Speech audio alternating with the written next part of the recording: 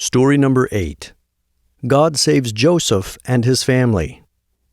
Many years later, when Jacob was an old man, he sent his favorite son Joseph to check on his brothers who were taking care of the herds.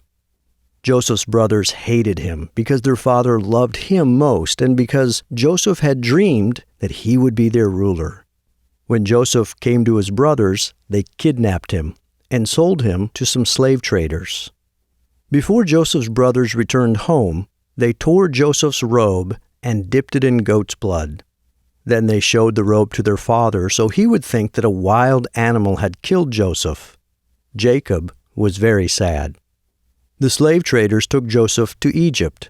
Egypt was a large, powerful country located along the Nile River. The slave traders sold Joseph as a slave to a wealthy government official. Joseph served his master well, and God blessed Joseph. His master's wife tried to sleep with Joseph, but Joseph refused to sin against God in this way. She became angry and falsely accused Joseph, so that he was arrested and sent to prison. Even in prison, Joseph remained faithful to God, and God blessed him. After 2 years, Joseph was still in prison, even though he was innocent.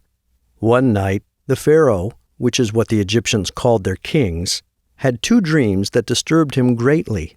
None of his advisors could tell him the meaning of the dreams. God had given Joseph the ability to interpret dreams, so Pharaoh had Joseph brought to him from the prison.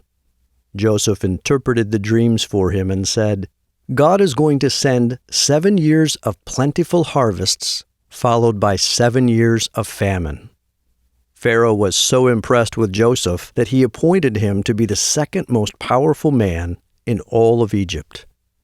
Joseph told the people to store up large amounts of food during the 7 years of good harvests. Then Joseph sold the food to the people when the 7 years of famine came, so they would have enough to eat. The famine was severe, not only in Egypt, but also in Canaan, where Jacob and his family lived. So Jacob sent his older sons to Egypt to buy food. The brothers did not recognize Joseph when they stood before him to buy food, but Joseph recognized them.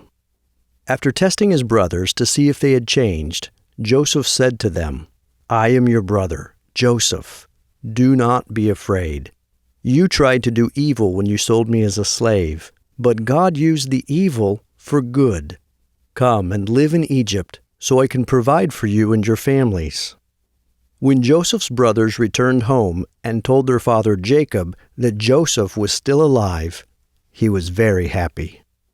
Even though Jacob was an old man, he moved to Egypt with all of his family, and they all lived there. Before Jacob died, he blessed each of his sons. The covenant promises that God gave to Abraham were passed on to Isaac, then to Jacob, and then to Jacob's 12 sons and their families. The descendants of the 12 sons became the 12 tribes of Israel.